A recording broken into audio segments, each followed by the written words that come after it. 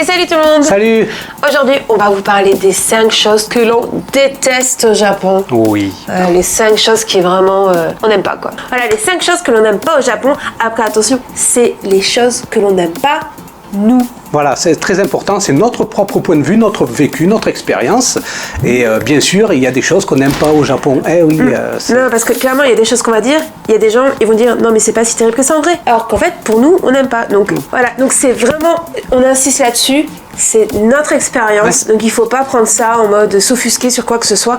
C'est notre expérience. Numéro 1, pour moi, c'est tout ce qui va être lié au système de santé, de retraite et de chômage au Japon. Alors, pourquoi je n'aime pas ça? Pourquoi? Tout simplement parce que déjà, ça coûte la peau du cul. C'est très très cher. La peau du cul. Ouais. Alors, beaucoup de personnes seront venues au Japon quand visa étudiant ou PVT. Alors là, c'est pas très cher, c'est genre 20 balles par mois. Mais une fois que tu travailles, c'est 16 000 yens. 16 000 yens, on va vous mettre le petit prix là. Minimum, parce que ça dépend de votre âge aussi. Oui, en plus, parce que quand tu es plus vieux, moi c'est 16 000 yens à 34 ans. Quand tu es un peu plus âgé, quand tu as dépassé les 40 piges, c'est dans les plus de 20 000 yens et puis plus pour la santé. Et pareil pour la retraite. La retraite, je crois, c'est entre 18 et 20 000 yens. Je connais pas les chiffres exacts parce qu'en fait, ça coûte tellement cher que moi, mon cerveau, il a décidé d'oublier quoi. Oui, voilà. Et en fait, au niveau de l'efficacité, derrière, on s'y retrouve pas forcément. Retrouve pas du tout. Parce que derrière, on paye quand même. Hein, voilà. Lorsqu'on doit consulter ou des choses comme ça, on va payer. On va payer cher d'ailleurs. Exactement. Alors, moi, j'ai de la chance, c'est déduit, enfin, entre guillemets, c'est déduit de mon salaire, c'est mon entreprise qui le paye, mais c'est pas toutes les entreprises qui le payent. Parfois,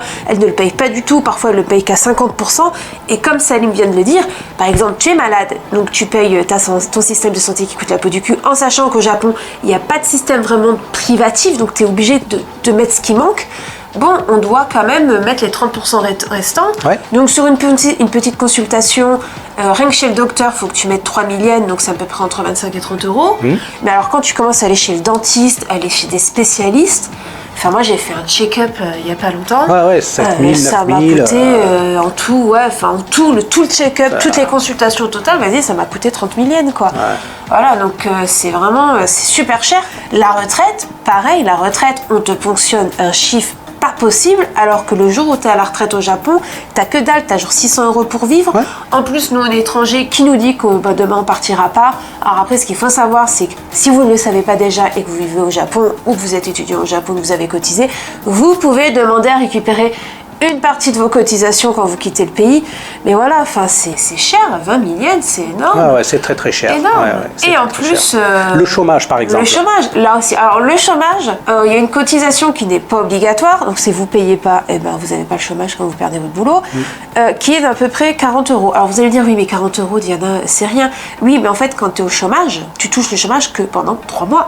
Voilà. C'est 3 mois. Et c'est pas énorme, hein. Tu touches 60% de ton salaire. À peu près 60%. Ouais. Et puis, tu as plein de rendez-vous. Je ferai une vidéo sur être au chômage au Japon parce que j'ai eu la joie de tester cette expérience. Les Français, franchement, vous avez de la chance. De la chance, quoi. Ouais. Voilà, c'est le système français, il est incroyable. Il n'est pas parfait. Il n'est pas parfait. Mais il est incroyable. Clairement, mais il est incroyable. Deuxième point. Le deuxième point que je n'aime pas au Japon, c'est le fameux tatemae. Ah, le fameux. Pour ceux qui ne connaissent pas, le tatemae, c'est un peu l'art de faire bonne figure face à quelqu'un pour éviter le conflit, pour éviter de gêner cette personne, mais sans pour autant lui dire réellement ce qu'on pense. Alors habituellement, c'est pas un problème. Tu te dis, bon, ben, c'est quelqu'un que tu croises de temps en temps. Peu importe ce qu'il pense de toi, tu ne le ressentiras pas et ça passera très bien. Ça, c'est cool. Mais ça devient très dérangeant et vraiment pénible lorsque c'est dans le milieu du travail, par exemple, ou même avec des gens qu'on côtoie au quotidien. Là, ça devient pénible. Exactement, je rebondis. C'est vrai quand c'est quelqu'un que tu... Moi, honnêtement, le tatemae de base, j'adorais ça. Maintenant, un peu moins. Parce que l'idée, je me disais, voilà, tu connais pas quelqu'un, tu vas pas blesser la personne, tu vas pas dire vraiment ce que tu penses. Tout le monde est content, tout le monde passe un bon moment. De toute façon, tu te reverras pas forcément. Bye bye. Par contre, comme Salim vient de le dire, quand ça commence à être quelqu'un que tu côtoies... Parce que le problème, c'est qu'on voit bien qu'il y a un problème. On voit bien à l'attitude qu'elle est exagérée. Et on sait pas sur quel pied danser. On sait pas si la personne est sincère dans ce qu'elle dit, parce qu'elle va lancer des fleurs. Elle n'est pas obligée de le faire, mais elle va le faire quand même, alors qu'elle pense tout l'opposé. En fait, c'est là que tu bascules du ce qui devrait être du tatemae tatemae, il y a du faux cul total, quoi. Ah, l'hypocrisie, oui, bien sûr. Et la frontière est mince. Elle est mince. Vraiment, si demain je te demande c'est quoi la différence entre l'hypocrisie et le tatemae, c'est quoi la limite, quoi. Ouais, c'est quoi la limite? Faudrait débattre longuement. J'aurais pas une phrase, un mot comme ça pour dire voilà, boum, c'est ça, c'est facile. En fait. Les Japonais non plus ne savent pas trop. Voilà. Parce que j'en ai souvent parlé avec des Japonais aussi. C'est pas clair pour eux non plus. C'est dans le ressenti, quoi. Et moi, je le vois dans le milieu professionnel, je joue souvent beaucoup du tatemae parce que je veux pas de conflit. La personne en face de moi ne veut pas de conflit. Et le problème, c'est qu'au bout d'un moment, les tensions vont s'accumuler parce que la personne ne dit pas ce qu'elle pense, donc on crève pas l'abcès, comme je l'ai déjà dit dans une autre vidéo, et ça va péter d'un coup. Ouais. Et ça, c'est très japonais. D'un coup. Et ça va très mal se passer. Hein. Donc, c'est toute une problématique qu'il faut appréhender. Qu'il faut appréhender, et voilà. Le tatemae, si vous venez au Japon... Il faut avoir conscience que c'est partout. C'est partout. Tout le monde. Même vos potes, ils font tatemae avec vous. Peut-être même des années, en fait, et vous le savez pas.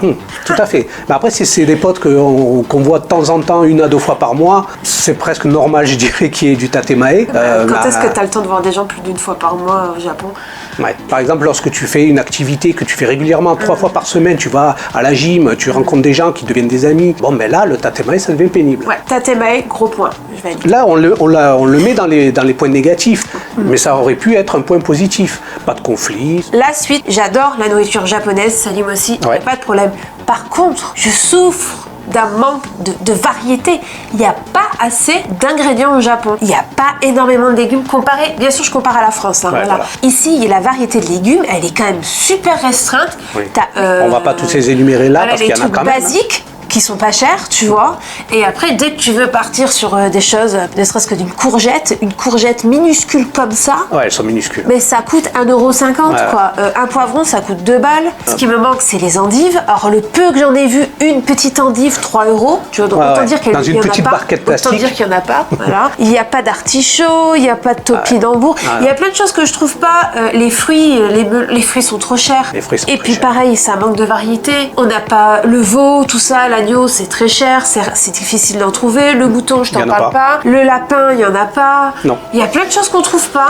Ne serait-ce qu'un poulet entier à faire aussi. C'est galère à trouver. C'est galère, faut aller à Costco. Là, voilà, il y a plein de trucs qui sont compliqués à trouver. Voilà. Et, ça fait partie du deal, quoi. Ouais, tout à fait. Mais avec le temps, c'est un peu frustrant. Voilà. Mais on se débrouille, on arrive à se débrouiller. Mais quand le produit ne se trouve pas au Japon, on ne le trouve pas, on s'en passe. On trouve un autre produit de remplacement. C'est pas une question, vas-y, parfois tu te fais plaisir, tu vas le payer cher, c'est qu'il y a des trucs que tu ne trouves pas.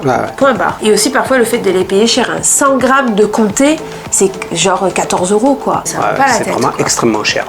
Là, ce sont des produits importés, c'est un peu autre chose. C'est autre chose, mais bon, voilà. Donc, 4e point. Le 4e point que je n'aime pas au Japon, c'est la fierté mal placée des Japonais. Alors je dis pas que c'est le cas de tous les Japonais, mais c'est une normalité. Ils ont une fierté mal placée, et d'autant plus dans le monde du travail, mais en fait de façon générale, dans la vie de tous les jours. Qu'est-ce que je veux dire par là? Les Japonais ne reconnaissent pas facilement qu'ils ont tort, voire quasiment jamais. C'est vraiment une fierté mal placée. C'est la peur de perdre la face. Mais sur des trucs, mais parfois, je vous jure, c'est des trucs anodins. Complètement. Genre, ils sont pas capables, ils savent pas faire ça. Anecdote, au boulot. Donc moi, dans mon métier de professeur, je donne aussi des cours particuliers, et une semaine sur 2, voilà, il y a un professeur, on va dire ce qu'ils appellent natif, entre guillemets un gaijin, et l'autre, ça, la semaine d'après, c'est un professeur japonais. Moi, voilà, en fait, on s'écrit des petites fiches comme ça. La semaine d'après, le professeur qui suit sait ce qui s'est passé. Moi, comme entre guillemets, j'étais encore nouvelle, c'est la prof avec qui j'étais en binôme qui écrivait en fait sur les fiches. J'arrive au moment, la semaine où je donne le cours, et elle dit attends Diana, faut que je te réexplique un truc. Et là, elle regarde la fiche, elle fait non mais c'est qui a écrit ça? Non mais c'est pas ça. Fallait pas écrire ça, Diana. Fallait pas écrire ça, c'est faux. Et là je fais non mais Nani Sensei, je vais pas dire de prénom. Je fais bah non, c'est ton écriture ça. Elle fait bah non, c'est clairement pas la mienne. Et là je suis non mais attends, elle me prend vraiment pour une débile quoi. Non mais elle me prend pour une débile, genre je connais pas mon écriture. Et là je prends un papier avec mon écriture d'autres cours et je regarde quand même, tu vois bien que c'est pas mon écriture. Et je vous jure, mais la différence, là c'était quelqu'un qui avait une écriture genre carrée, alors que moi j'ai une écriture qui est très ronde.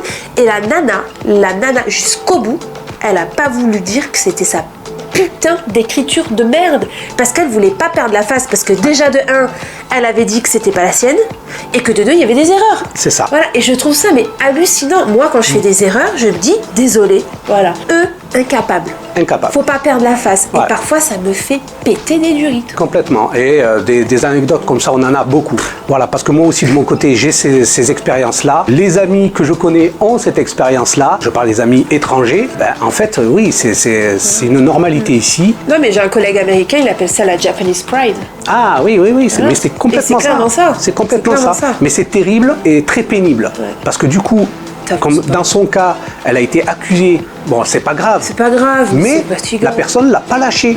C'était ma faute. De toute façon, C'est très toujours ta général. faute, Ouais, de toute façon. tout, C'est toujours la faute au gaijin. C'est toujours la le faute au gaijin, gaijin. il est vilain. Alors là, après, on insiste encore, hein, c'est notre point de vue, c'est notre expérience. En soi, ce qu'on dit, c'est pas grave. Voilà, c'est pas une critique profonde. C'est juste nous ce qu'on constate de la vie au quotidien. Après, pour certains, ça a pu être des critiques profondes. Moi, j'ai vu d'anciens youtubeurs japon, Ah oui. pas des gros youtubeurs, qui ont tout lâché, ils sont rentrés au pays parce que ils en pouvaient plus. Je ferai un gros clin d'œil à Japon Fufufu. Par exemple, Qui oui. a énormément subi. Je me souviendrai toujours d'une de ses Ouais, vidéos. David, ouais. Je sais pas si la vidéo est encore en ligne, Je sais mais pas. d'une de ses vidéos Il était où le déprimé, il en pouvait plus. clairement, il s'est mis à limite pleurer dans la Ouais, caméra parce complètement. qu'il en pouvait plus. Je sais qu'un de nos abonnés avait fait un commentaire comme quoi le travail au Japon c'était pas la mer à boire et qu'en fait les gaijins c'est des râleurs. Ben oui, mais en fait ça dépend. Je suis d'accord, lui dans son cas c'est top, mais ça dépend de l'expérience de tous. Je précise quelque chose par rapport à ce commentaire. Ça englobe beaucoup de choses. Il y a une grosse différence entre travailler pour une petite boîte japonaise et travailler pour une multinationale. Ça n'a rien à voir. La multinationale, elle est internationale. Nous, on travaille pour des petites entreprises qui travaillent à l'ancienne. Voilà. Et en fait, on fait le pont. Voilà, justement, on fait le pont, c'est le monde du travail au Japon. Ouais. Le monde du travail au Japon, c'est un monde à part. Voilà, c'est différent et le Japon fait partie de ces pays où c'est extrêmement différent. Et très ancré. Hein, Et très vraiment, ancré. Il y a des gens qui disent qu'il faut juste savoir parler japonais et dans ce cas-là, on peut trouver une bonne boîte.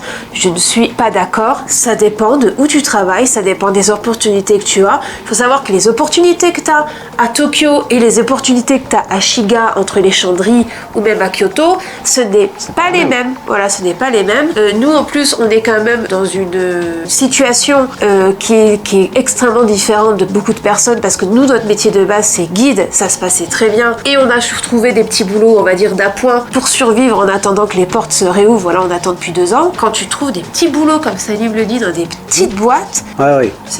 Voilà, là, il y a une grosse difficulté, il y a une mentalité particulière. Et d'ailleurs, dans mon dernier job, la directrice, pas la directrice, la manager m'a dit je vais t'apprendre à devenir japonais et suivre cette culture du travail. Elle a bien insisté sur le mot culture du travail parce qu'elle connaît l'étranger, elle sait comment ça se passe, mais elle sait très bien aussi que je vais devoir m'adapter à ça parce que eux, même aussi ouverts qu'ils soient, je vais devoir travailler comme un japonais. Ce qu'il faut savoir, c'est que lui, il avait un contrat freelance, mais les salariés qui étaient là en plein temps, pour vous dire à quel point il y a des boîtes au Japon, c'est de la merde, hein. Il n'y avait pas d'assurance santé, rien. La boîte ne payait rien. Rien. C'est-à-dire que tu as beau travailler, t'es pas couvert, les heures sup n'étaient pas payées. Ouais. Moi, je travaille énormément aussi, ça arrive que parfois j'ai des jours qui soient pas payés. Voilà, c'est comme ça au Japon. Alors oui, et puis il y a aussi dans les rapports, bien sûr le rapport à son supérieur est différent. La hiérarchie. La hiérarchie est très importante. On va pas non plus, je vais pas encore m'étaler là-dessus, sinon on va faire une vidéo très longue, mais j'ai beaucoup à dire là-dessus, honnêtement. Et il y a une logique qu'on est obligé de prendre qui est pour nous totalement l'opposé de la logique en France. Donc pour nous, on se dit mais tout est illogique. Pourquoi il fonctionne comme ça? Pourquoi? Il faut pas se poser de questions. On n'en a même pas l'autorisation de toute façon. Aussi. Ah ouais, alors, les meetings, il y en mais a pour plein. rien. Hein. Des meetings pour rien. Gars, je vous assure les gars, j'ai fait des meetings de 5 heures. Moi j'ai des meetings 2 fois par mois quoi.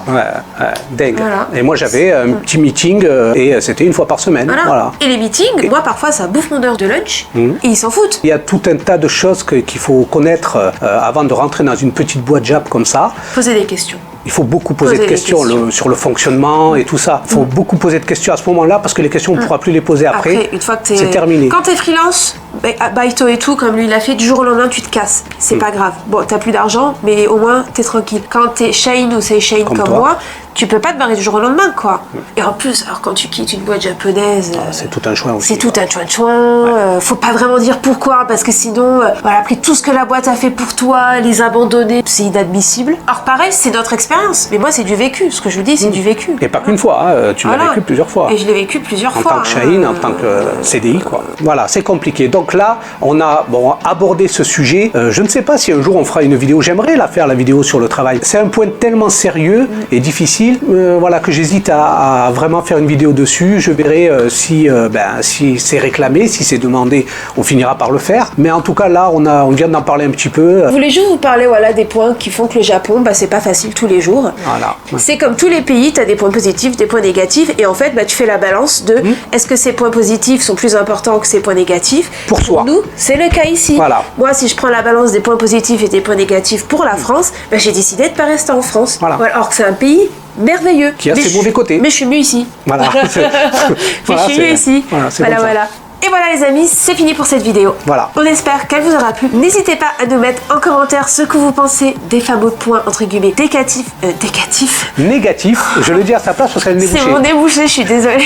Les points négatifs du pays. Si vous êtes déjà venu au Japon, de même que ce soit en vacances ou en PVT, ou que vous vivez actuellement au Japon, n'hésitez pas à nous mettre en commentaire ce que vous pensez, vous. Quels sont, on va dire, vos petits points négatifs du pays. Hein. Ouais. Qu'est-ce que vous n'aimez pas? Super intéressant ça aussi. Si vous n'êtes pas abonné, abonnez-vous, soutenez-nous, likez, partagez, allez sur nos réseaux sociaux et on vous dit à la semaine prochaine. Bye. Ciao. Okini. 当店をご利用いただきまして誠にありがとうございます。